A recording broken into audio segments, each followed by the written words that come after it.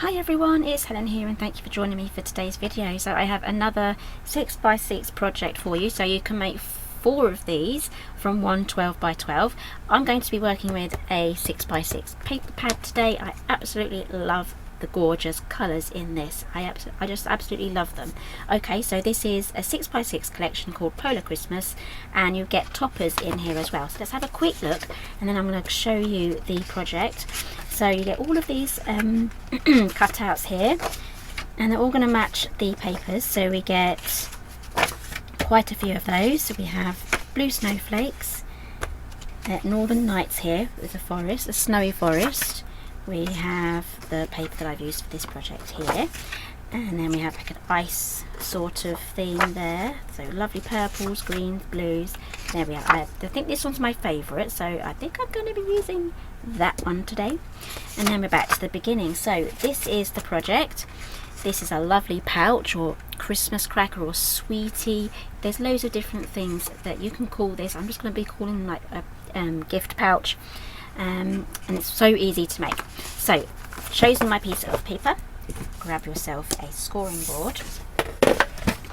Hoping it's not too bright. The sun again is in and out just like in my last videos. Okay, so 6x6. Your first, this is going to be my orientation because I want my pouch to be standing up like that instead of on its side. So I'm going to start off with it the right way round because I want my trees going along the bottom here. Okay, so the first mark is at 1.5, 2 1/4, 3 3/4, and 4 1/2. Okay, I'm going to turn that once. Doesn't matter which way you turn it, just turn it the one time and score at 1 1/2. And I've lost my notes. 4 1/2. I've got quite a few things written down, so I want to make sure I read out the right measurement. Okay, you should have something, but now, well, you can't really see it. I'm not sure if you'll be able to see that either, but I have taken a photograph of the score lines. I've gone in with my pencil and I've shown you exactly where we're going to make some extra score lines with our ruler. So fold everything over. There we go. Got bits of you know when you rub something out you get little bits. Okay, so I'm going to insert the photo here of what we're going to be doing next because this is bright white and you cannot actually see what I'm doing. So, as I said, the sun keeps coming in and out, so I'm just going to get rid of some of that light. So I'm hoping you'll be able to see. So we have these little squares here. There we go. We have one here, one here, one here, and one here. Grab a ruler. And we are going to score, sorry, make a mark at 1/3 of an inch there, sorry, 3/8 of an inch. So there's 3/8 of an inch either side, so that is the middle of that. Okay, so do the same on all of these. Turn it over, do the other side. Do apologise for the lighting here. It's a very blustery day out. Nice and windy, lovely autumnal weather. Okay, so we are going to, I'm going to demonstrate on this corner here that I've marked out. So we're going to score from this corner here down to the middle and that corner there down to the middle, and then you're going to repeat that on all the others as well, so the other 3. Okay, that's the first one. You can rub that out if you want to. Again, that photograph of the markings, that is going to be on my website. The link for this project will be down below where you'll find this project, so this photograph of all the markings, the cutting guide, for the scoring as well, cutting and scoring guide, everything in one place, including the materials that I've used for this and where you can buy them. So I do try to include everything in my projects. And again, if you love this sort of project, subscribe, click the icon down in the corner, that will subscribe you just so that you don't miss any more. Now I have a rubber here somewhere. Oh, I'll put it away, it's in its right place. Right, let's rub that out.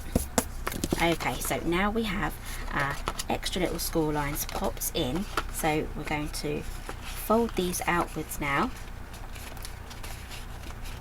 to create something like that. So do the same on the others. Now again, you can make a whole load of these in advance, keep them flat if you want to. These are lovely for holding chocolate coins in. Keep the big ones for yourself because those won't fit in. Keep the big ones for ourselves. Okay, right, so add your glue now to the entire area here.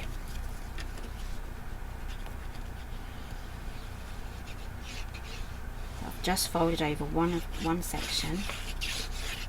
Add your glue and then meet that over.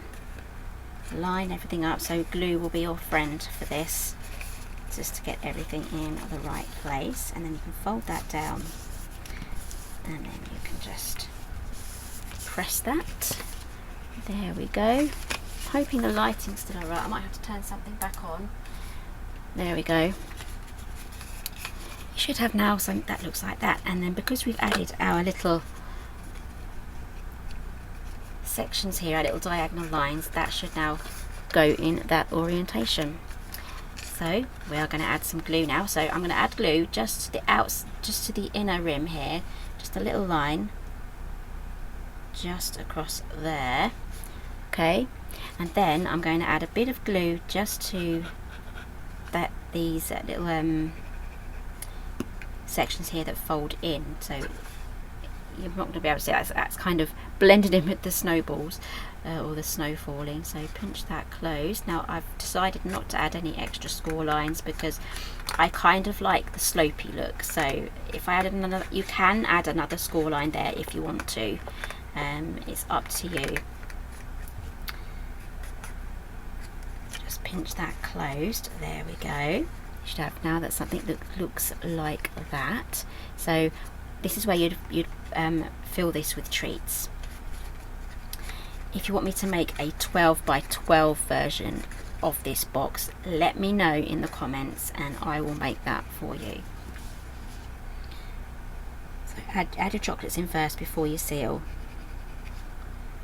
These are just going to be samples for me, so and squeeze that closed.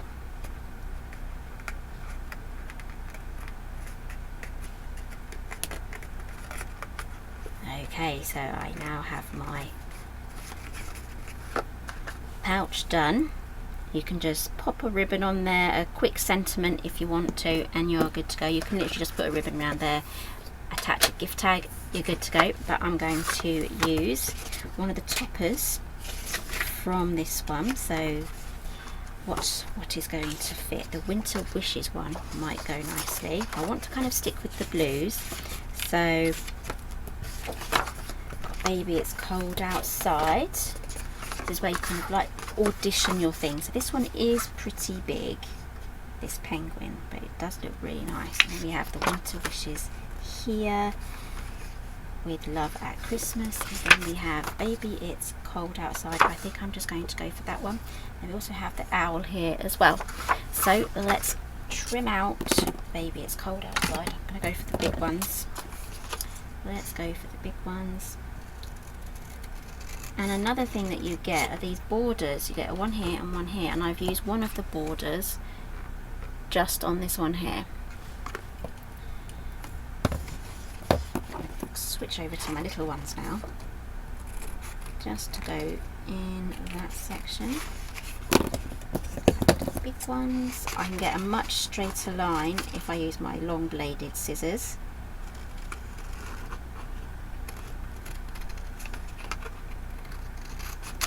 Go, and then I can just snip into the intricate parts here.